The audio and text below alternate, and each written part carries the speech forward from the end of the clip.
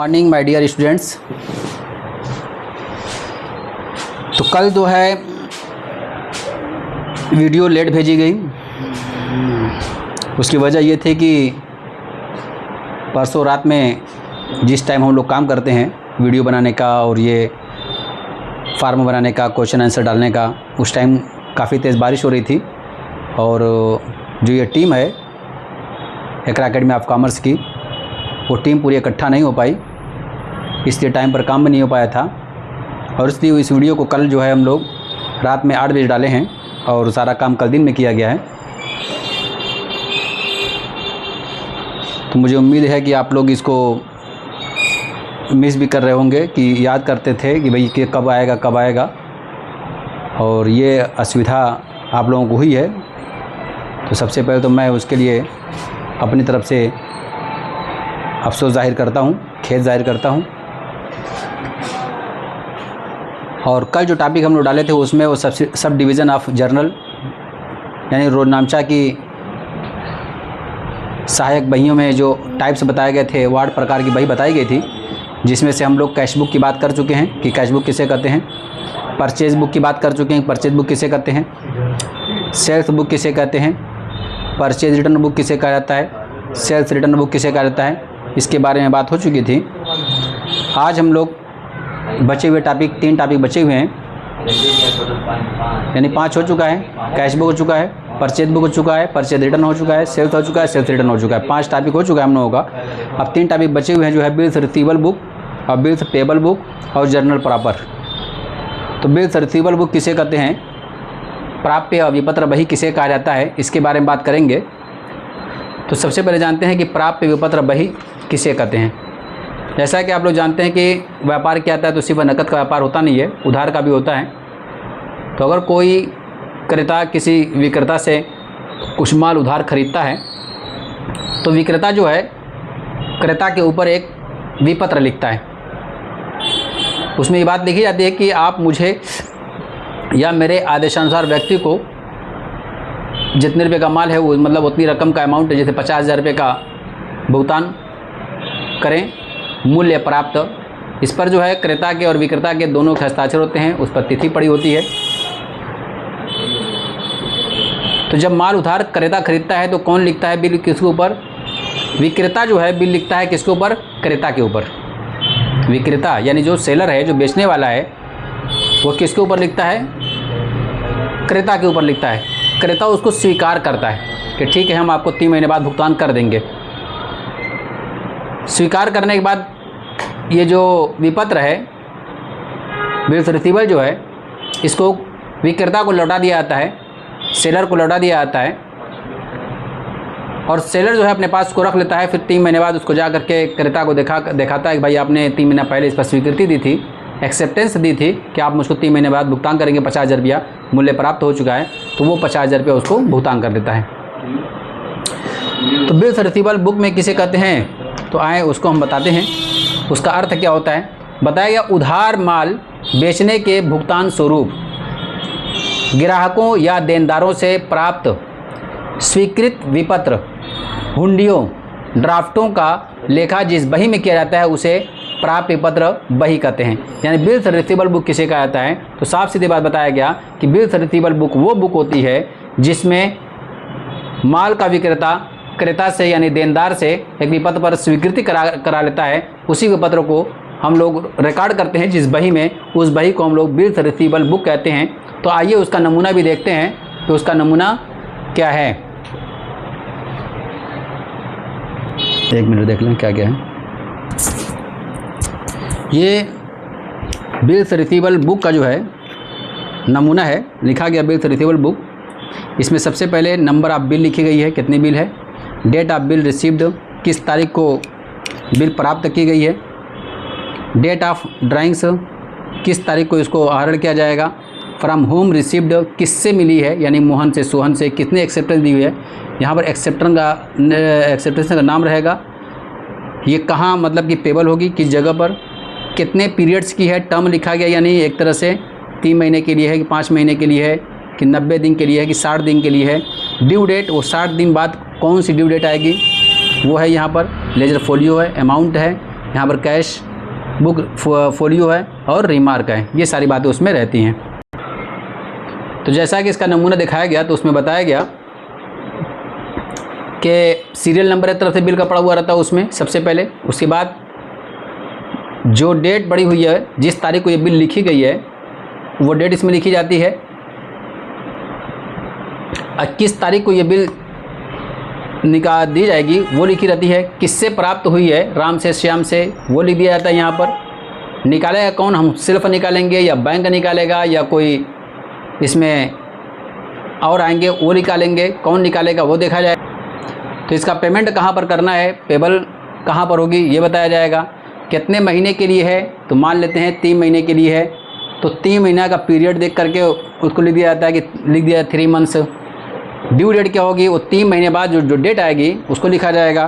तो जैसा कि इसको नॉट नेगोशिएबल एक्ट 1882 में इसे डिफ़ाइन किया गया है कि जब भी ड्यू डेट आती है तो ड्यू डेट में 3 दिन उसमें ऐड जोड़ दिया जाता है। जैसे मान के चलते हैं कि 1 जनवरी को एक बिल लिखी गई है 1 महीना के लिए, तो 1 जनवरी से 1 फरवरी हो जाएगी 1 महीना, उसमें 3 दिन, 4 फरवरी जो आएगी वो ड्यू डेट मानी जाएगी। इसका मतलब 3 दिन जो इसमें होता है उसको हम लोग अनुग्रह दिवस बोलते हैं, यानी ग्रेस डे बोला जाता है, ग्रेस डे बोला जाता है। 3 दिन को अनुग्रह दिवस बोला जाता है।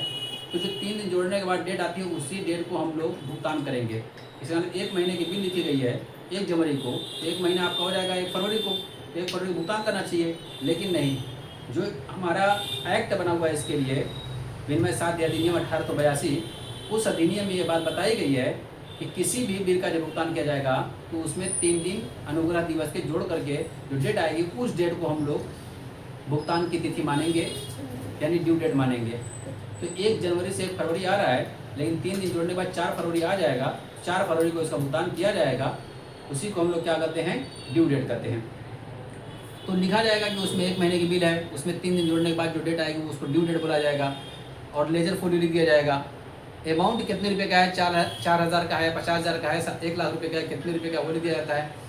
कैशबुक फोलियो नंबर यानी जो कैशबुक पर रिकॉर्ड किया जाएगा वो रहेगा। रिमार्क में लिखा जाएगा कि ये बिल ऑनर्ड हुई, डिश यानी वो जो है सम्मानित हुई कि असम्मानित हुई, इसके बारे में लिखा जाएगा। ये था हमारे पास प्राप्य पत्र बही। तो सिंपल से प्राप्य पत्र बही क्या होती है, यानी कि ये इसमें जो है विक्रेता क्रेता के ऊपर एक नोट्स लिखता है, एक आदेश लिखता है जिसमें भुगतान करने के लिए कहा जाता है कि 3 महीने बाद आप भुगतान कर दें, और उस पर क्रेता और विक्रेता दोनों के हस्ताक्षर होते हैं, तिथि रहती है, ये सब सारी बातें रहती हैं। अब आइए हम लोग चलेंगे दूसरा जो हमारे पास टॉपिक आज का है, bills payable book. Bills payable book, देय विपत्र बही। तो देय विपत्र बही किसे कहते हैं, तो कह रहे उधार माल खरीदने के भुगतान स्वरूप क्रेता के द्वारा स्वीकृत विपत्र, हुंडियों, ड्राफ्टों का लेखा जिस बही में किया जाता है उसे देय विपत्र बही कहते हैं। इसका मतलब अभी मैंने बताया आपको कि जब माल उधार खरीदा बेचा जाता है तो जो विक्रेता होता है वो क्रेता के ऊपर एक विपत्र लिखता है और क्रेता उस पर साइन करता है, और साइन करके उसको जो है एक कॉपी जो है विक्रेता को लौटा देता है। वो उसको पाता है तो उसको बोलते हैं बिल्स रिसीवेबल बुक, और एक कॉपी जो है क्रेता को दी जाती है, इसको बोलते हैं बिल्स पेबल बुक।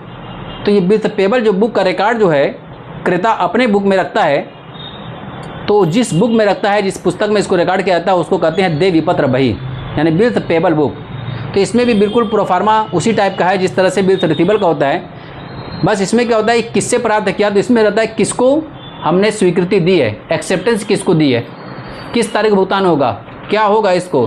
तो इसमें सारी बातें, वही सब सारी बातें लिखी आती हैं, यानी डेट लिखी आती है, इसमें भी किसको दिया गया है, कितनी अवधि के लिए दिया गया है, कितना अमाउंट है, उसकी ड्यू डेट क्या होगी, रिमार्क क्या हुआ, कैशबुक में किस तारीख को लिखा गया है। तो ये सारी बातें जो भी बिल्स रिसीवेबल बुक में था वही बिल्स पेबल बुक में भी लगभग कालम वही रहते हैं। बस इसमें रहता है फ्रॉम, मतलब किससे पाया गया बिल्स रिसीवेबल में, इसको लिखा है टू होम, यानी किसको दिया गया, यानी बिल पर स्वीकृति जो दी गई है किसको दी गई है, बस यही फ़र्क रहता है। वो पाता है तो अपने वाला लिखता है किससे मिली, और ये देता है स्वीकृति तो हमने किसको स्वीकृति दी है ये लिखा जाता है। तो ये हमारे पास है बिल्स पेबल बुक। अब आखिरी हमारी एक और बुक बचती है जिसको हम लोग जर्नल प्रॉपर कहते हैं। जर्नल प्रॉपर यानी वही मुख्य रोजनामचा। तो रोज नामचा जो है वही सिंपल जो हम लोग पढ़ते हैं वही है मुख्य रोज नामचा, लेकिन इसमें उन लेन देनों का लेखा क्या आता है जो अब तक 7 बहियों में नहीं होता है। यानी 7 बही में किसका? जिसका लेखा कैश बुक में नहीं हुआ है, जिसका लेखा परचेज बुक में नहीं हुआ है, जिसका लेखा सेल्स बुक में नहीं हुआ है, जिसका लेखा परचेज रिटर्न बुक में नहीं हुआ है, जिसका लेखा सेल्स रिटर्न बुक में नहीं हुआ है, जिसका लेखा बिल्स रिसीवेबल बुक में नहीं हुआ है, जिसका लेखा सेल्स रिटर्न बुक में नहीं हुआ है। यानी ये 7 बहियाँ जो ही हैं, इन 7 बही में जिसका रिकॉर्ड कहीं न किया गया हो, जिसका कोई भी प्रविष्टि कहीं पर नहीं की गई हो, उसकी प्रविष्टि, उसका लेन देन, उसका लेखा जर्नल प्रॉपर में क्या आता है। तो अब हमको सोचना ये कि ऐसे कौन से लेन देन है जिसका लेखा अभी तक नहीं हुआ। भाई उधार माल खरीदा, हमने कहाँ पर लिखा? परचेज बुक में। नकद माल खरीदा, कहाँ पर लिखा? कैश बुक में। उधार माल बेचा, किस में लिखा? सेल्स बुक में। नकद माल बेचा, कैश बुक में। हमने उधार माल खरीदा बेचा, लेकिन उसके बदले में हमको प्राप्ति पत्र मिला, बिल्स रिसीव्ड मिली, तो वो कहाँ लिखा गया? बिल्स रिसीवेबल बुक में लिखा गया, बिल्स पेबल बुक में लिखा गया। माल वापस आया या माल वापस किया तो परचेज रिटर्न बुक में, सेल्स रिटर्न बुक में लिखा गया। तो फिर ऐसे कौन से लेन देन बचते हैं जिसका लेखा हम लोग जर्नल प्रॉपर में करते हैं? तो आप लोग इसको कमेंट में लिख भी सकते हैं कि ऐसे कौन कौन से लेन देन होते हैं जिसका लेखा हम लोग जर्नल प्रॉपर में करते हैं, ये कमेंट डाल दें। अब बाकी मैं कुछ चीज़ें बता देता हूँ। जैसे सबसे पहले हम देखते हैं उधार फर्नीचर खरीदा।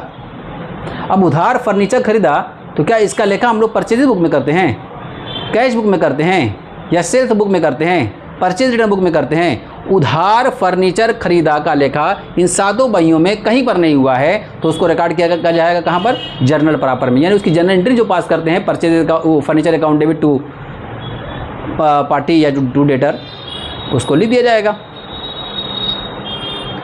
इसी तरह से opening entries, closing entries, transfer entries और एडजस्टमेंट एंट्रीज, तो ये जितनी एंट्रीज जो बताई गई थी, हम लोग जब टाइप्स ऑफ एंट्रीज पढ़ रहे थे तो टाइप्स ऑफ एंट्रीज में बताया गया था opening entries, closing entries, transfer entries, ratification entries, closing entries, इस तरह से बहुत सारी एंट्रीज बताई गई थी। वो सारे जो टाइप्स हैं समझ जाएं कि वो सारी एंट्रीज कहाँ पर जाती हैं। यानी ओपनिंग एंट्रीज जब हम लोग सारी संपत्तियों को और सारी दायित्वों की एंट्री पास करते हैं, जब ट्रांसफ़र एंट्री करते हैं, जब कोई रेक्टिफिकेशन हो जाती है, गलती होती है, उस गलती को सुधार करते हैं, एडजस्टमेंट एंट्री पास करते हैं, तो ये सारी जो एंट्रीज़ हैं वो सब के सब क्या कहलाती हैं? ये सब जर्नल प्रॉपर में रिकॉर्ड किया जाता है इसका।